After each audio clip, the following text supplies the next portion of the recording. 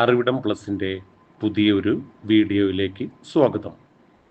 പുതുതായി വീഡിയോ കാണുന്നവർ channel subscribe ചെയ്ത ശേഷം പരമാവധി ആളുകളിലേക്ക് ഷെയർ ചെയ്യുക. പ്രിയപ്പെട്ടവരെ, കഴിഞ്ഞ ഫെബ്രുവരി 27 നടന്ന USS പരീക്ഷയുടെ പരീക്ഷാഭവൻ പ്രസിദ്ധീകരിച്ച പ്രൊവിഷണൽ ആൻസർ കീ അഥവാ താൽക്കാലിക ഉത്തരസൂചിക ഇതിനകം തന്നെ നിങ്ങൾക്ക് ലഭ്യമായിരിക്കും. നേരത്തെ പല ഓൺലൈൻ സ്ഥാപനങ്ങളും USS കോച്ചിങ് സ്ഥാപനങ്ങളും പ്രസിദ്ധീകരിച്ച ഉത്തരസൂചിക പ്രകാരം പല കുട്ടികളും മാർക്കുകൾ കണക്കാക്കുകയും സാധ്യത വിശകലനം ചെയ്യുകയും ചെയ്തിരുന്നു. എന്നിരുന്നാലും പരീക്ഷാഭവൻ ആധികാരികമായി പ്രസിദ്ധീകരിക്കുന്ന ഉത്തര സൂചിക പ്രകാരമാണ് USS സ്കോളർഷിപ്പിൻ്റെ അന്തിമമായ ഫലം നിങ്ങൾക്ക് ലഭ്യമാവുക.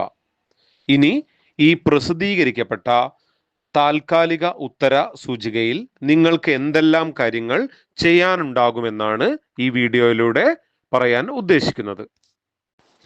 പ്രസിദ്ധീകരിക്കപ്പെട്ട പരീക്ഷാഭവന്റെ താൽക്കാലിക ഉത്തര സൂചികയുമായി നിങ്ങളുടെ USSന്റെ കാർബൺ കോപ്പി ഒത്തുനോക്കിയ ശേഷം അപാകതകൾ ഒന്നും തന്നെ ഇല്ല എങ്കിൽ അന്തിമ ഉത്തര സൂചികയ്ക്കായി കാത്തിരിക്കാവുന്നതാണ്.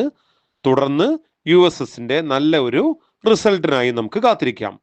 എന്നാൽ നിങ്ങൾക്ക് ശരിയാണെന്ന് 100% ഉറപ്പുള്ള ഏതെങ്കിലും ചോദ്യങ്ങൾക്ക് പരീക്ഷാഭവൻ പ്രസിദ്ധീകരിച്ച താൽക്കാലിക ഉത്തര സൂചികയിൽ അപാകത എന്തെങ്കിലും ഉണ്ടെങ്കിൽ നിങ്ങൾ എന്തെല്ലാം കാര്യങ്ങൾ ചെയ്യണം എന്നതിനെക്കുറിച്ചാണ് ഇന്നത്തെ വീഡിയോയിൽ നിങ്ങളുമായി സംസാരിക്കാൻ ഉദ്ദേശിക്കുന്നത്.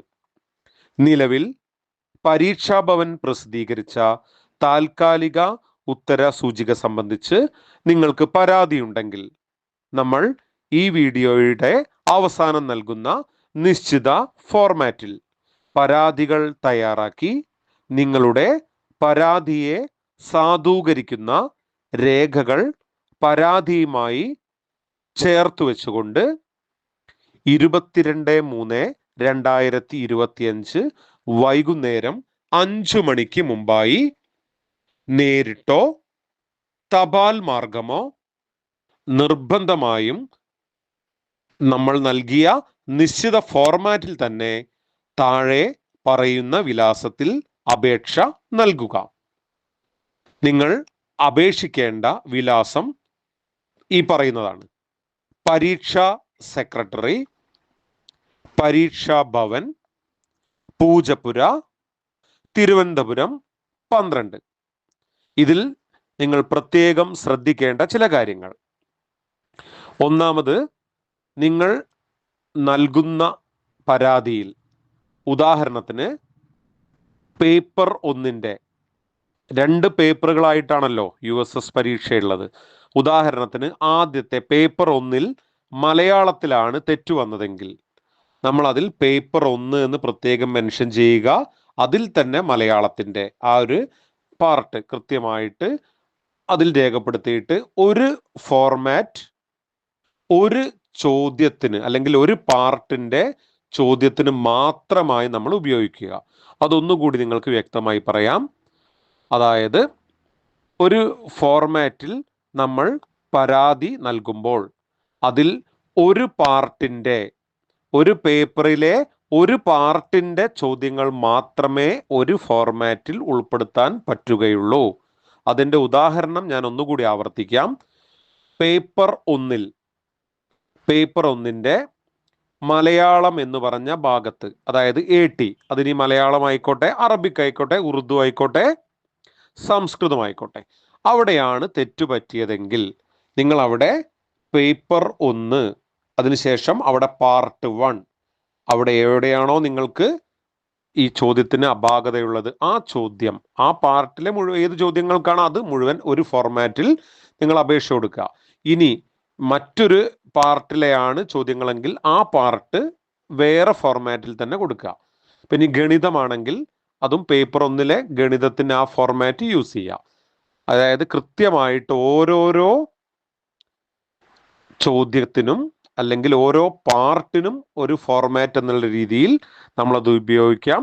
അതോടൊപ്പം തന്നെ അതിനെ സാധൂകരിക്കുന്ന അല്ലെങ്കിൽ അതിന് നമ്മൾ എന്താ പറയുക, ഉത്തരം ശരിയായ ഉത്തരം ഏതാണെന്ന് തെളിയിക്കുന്ന ഒരു രേഖ കൂടി അതിൻ്റെ കൂടെ നമ്മൾ സബ്മിറ്റ് ചെയ്ത് കഴിഞ്ഞാൽ ഒന്നുകിൽ ആ ഉത്തരം ഡിലീറ്റ് ചെയ്യപ്പെടും, അല്ലെങ്കിൽ നമ്മൾ ഫൈനൽ ആൻസർ കീ വരുന്ന സമയത്ത് അത് റെക്ടിഫൈ ചെയ്തുകൊണ്ട് ഒന്നുകിൽ അത് ഡിലീറ്റ് ചെയ്യും, അല്ലെങ്കിൽ അത് തിരുത്തപ്പെടും.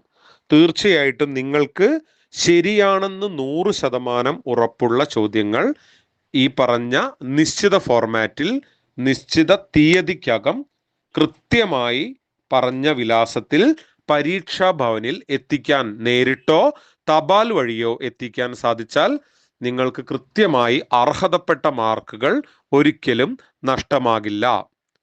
നിങ്ങൾക്ക് ഈ വീഡിയോയിൽ പറഞ്ഞ കാര്യങ്ങളിൽ എന്തെങ്കിലും സംശയങ്ങളോ ഏതെങ്കിലും ചോദ്യവുമായി ബന്ധപ്പെട്ട ഉത്തരത്തിനെ സംബന്ധിച്ച് നിങ്ങളുടെ ആശയങ്ങളൊക്കെ കമന്റിൽ നിങ്ങൾ രേഖപ്പെടുത്തി കഴിഞ്ഞാൽ അതേ പ്രയാസമുള്ള ആളുകൾക്ക് കൂടി അത് മനസ്സിലാക്കി ഒന്നിച്ച ആ ചോദ്യത്തിന് ഉത്തരങ്ങൾ ശരിയോ തെറ്റോ എന്നതിനെ സംബന്ധിച്ച് പരാതികൾ നൽകാൻ അത് ഉപകാരപ്പെടും. ഈ വീഡിയോ നിങ്ങൾക്ക് ഇഷ്ടപ്പെട്ടെങ്കിൽ നിങ്ങളത് പരമാവധി ആളുകളിലേക്ക് ഷെയർ ചെയ്യാൻ ശ്രദ്ധിക്കുമല്ലോ. Thank you. പരീക്ഷാ ഭവൻ പ്രസിദ്ധീകരിച്ച താൽക്കാലിക ഉത്തര സൂചികയുമായി ബന്ധപ്പെട്ട് നിങ്ങൾ പരാതികൾ എഴുതി അയക്കേണ്ട മേൽവിലാസം സ്ക്രീനിൽ നൽകിയിരിക്കുന്നു.